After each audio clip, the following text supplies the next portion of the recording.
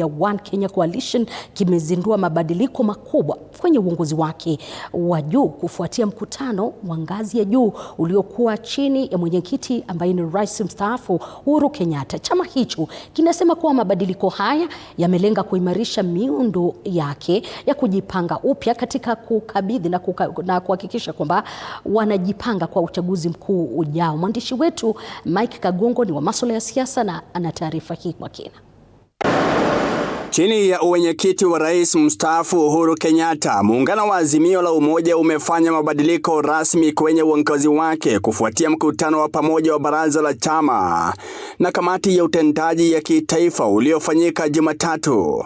Mkutano huo uliofanyika mtaani Karen hapa jijini Nairobi ulihudhuriwa na Rais mstaafu Uhuru Kenyatta, waziri wa zamani Charity Ngilu, makamu wa rais wa zamani Kalonzo Musyoka, mkurugenzi mtendaji wa zamani Raphael Tuju, mkurugenzi mtendaji mpya Philip Kisia na mwanasiasa shupavu David Murathe.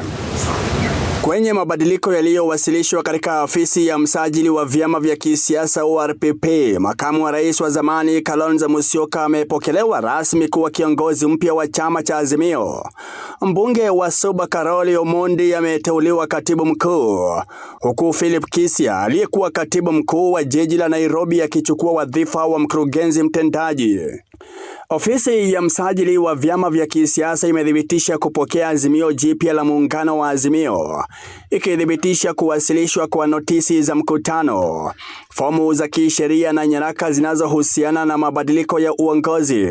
Barua hiyo pia ilitumwa kwa Junet Mohamed kumfahamisha kuhusu kuondolewa kwake katika wadhifa wa katibu mkuu. Msajili wa vyama pia ameshauri muungano huo kuchapisha mabadiliko ya viongozi wake kwa mujibu wa sehemu ya 20 ya sheria ya vyama vya kisiasa.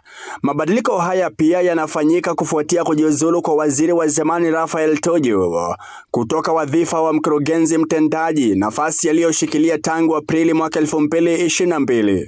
Azimio inasema mabadiliko haya yametokana na mabadiliko ya hali ya siasa na yamekusudiwa kuimarisha mshikamano, ufanisi na umoja ndani ya muungano. Mike Kagongo, TV47, Nairobi.